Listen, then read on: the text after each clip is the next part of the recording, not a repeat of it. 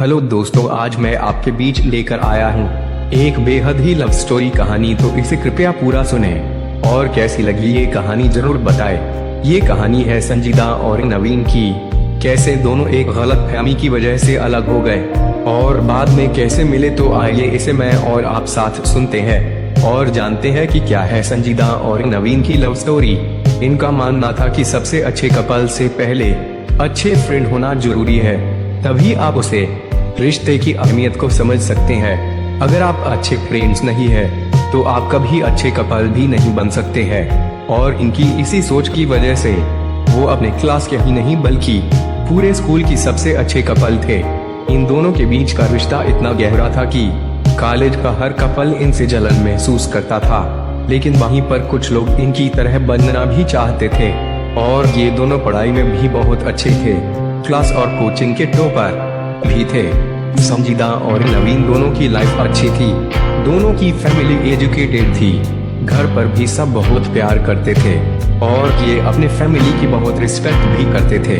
लेकिन हमेशा इसको एक दूसरे को खोने से डर भी लगता था, क्योंकि संजीदा के पापा का ट्रांसफर दूसरे जगह होने वाला था, जिससे कि दोनों परेशान थे। संजीदा के घर वालों को नवीन के बारे में और नवीन के घर वालों को संजीदा के बारे में पता नहीं था। एक दिन जब नवीन के पापा ऑफिस जा रहे थे, तभी रास्ते में उनका एक्सीडेंट हो गया और नवीन के घर पर हॉस्पिटल से फोन आया और वो लोग हॉस्पिटल चले गए। लेकिन उसी दिन संजीदा के पापा का ट्रांसफर हो गया और उन्हें अर्जेंट दूसरी जगह ज्वाइन भी करना होता है, जिससे संजीदा को ये सब नवीन को बताने का मौका नहीं मिल पाता है। और जब वो कॉलेज जाती है तो वहाँ पर नवीन नहीं होता है, और जब वो नवीन के घर जाती है तो वे पर भी कोई नहीं होता है, जिससे नवीन को वो ये सब नहीं बता पाती है। और इन सबसे अनजान नवीन जब अपने घर और कॉलेज जाता है तो उसे पता चलता है कि संजीदा के पापा का ट्रांसफर हो गया और कोई नहीं जानता कि कहाँ हुआ है। इन सबसे नवीन टूट गया था और उसके घर वाले ये देखकर उसे विदेश पढ़ने के लिए भेज देते हैं और नवीन संजीदा को भूलने के लिए चला भी जाता है और वो पढ़ाई खत्म करके वहीं पर नौकरी करने लगता है और वहीं पर सेटल भी हो गया। फिर एक दिन उसके घर उसके एक दोस्त के शादी का कार्ड आता है और जब उसके घर वाले उसे ये बताते हैं तब वो आने से साफ इनकार कर देता है। लेकिन बाद में वो अपने फैमिली के रिक्वेस्ट पर चला आया, क्योंकि वो 8 साल से घर नहीं आया था। आखिर वो घर आ जाता है। फिर वो शादी में जाता है, लेकिन वो किसी को पहचान नहीं रहा था। तब उसके एक दोस्त ने उससे सबका परिचय कराया और सब एक साथ शादी में एंजॉय करने लगे। तभी अचानक उसकी नजर कोने में खड़ी एक लड़की पर जाती है जो कि बहुत ही सुंदर थी। और नवीन अपने एक दोस्त से पूछता है कि ये कौन है, तो उसके दोस्त ने कहा कि ये संजीदा है। इतना सुनते ही नवीन के खुशी का ठिकाना ही नहीं रहा।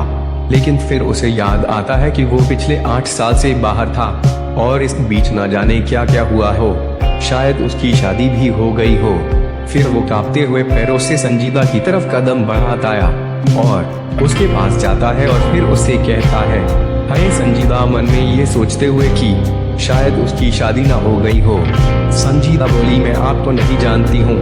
वो बोला, मैं नवीन हूँ। और ये सुनते ही संजीदा बहुत खुश हुई, लेकिन वो भी एक पल में ही दुखी हो गई, ये सोचकर कि नवीन तो शादी करके अब तक सेटल हो गया होगा। संजीदा बोली, है कैसे हो? नवीन बोला, मैं तो ठीक हूँ, तुम बताओ। संजीदा बोली, मैं भी ठीक हूँ, तुम यहाँ कैसे? नवीन बोला, शायद तुम भूल रही हो कि वो मेरा भी दोस्त है। संजीदा बोली, सॉरी, मेरा मतलब तुम तो इंडिया में नहीं रहते हो ना? नवीन ने कहा, लेकिन शादी के लिए आया हूँ। नवीन पूछता है कि अच्छा, तुम्हारे हस्बैंड कहाँ है? डरते हुए कि कहीं उसकी शादी हो गई हो और वो अपने हस्बैंड से परिचय न करा दे। संजीदा बोली कि मेरा कोई हस्बैंड नहीं है और मेरी अब तक शादी भी नहीं हुई है। नवीन के जान में जान आ गई और वो बहुत खुश हो गया और खुशी के मारे कुछ बोल भी नहीं पाया। संजीदा बोली, और तुम्हारी वाइफ कहाँ है? डरते हुए नवीन को बोली। नवीन ने कहा, नहीं, मेरी भी अभी तक शादी नहीं हुई है। संजीदा बोली, तो कोई GF है? खुश होते हुए बोली। नवीन बोला, हाँ है। संजीदा फिर दुखी हो गई, लेकिन मुस्कुराते हुए पूछा, जिससे कि अभी को पता ना चले कि वो दुखी है, कि कौन है वो खुशनसीब। नवीन बोला, तुम हो। डरते हुए कि वो कहीं उसके गाल पर चांटा न मार दे। संजीदा ये सुनते कि बहुत खुश हो गई और उसने कहा सच में मोहब्बत है अभी भी। नवीन बोला हाँ मैं अब भी तुमसे प्यार करता हूँ। दोनों की दिल में कहीं न कहीं ये उम्मीद थी कि कभी न कभी वो एक दूसरे से मिलेंगे, और आज वो सपना सच में बदल गया। फिर दोनों ने अपने घर वालों को बताया और दोनों के घर वाले इसके लिए राजी हो गए, और नवीन यही रहकर जॉब करने लगा और संजीदा से शादी कर ली। और कुछ सालों बाद उसकी एक क्यूट सी बेबी भी हुई जिसे दोनों बहुत प्यार करते हैं और खुशी से अपनी जिंदगी बिता रहे हैं। आइए आपको एक शायरी सुना के खत्म करते हैं।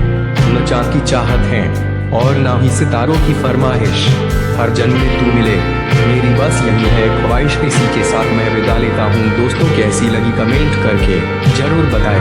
अगर आपको ये कहानी पसंद आई हो तो इसे जरूर शेयर करें और ऐसी ही कहानी सुनने के लिए हमें सब्सक्राइब करें।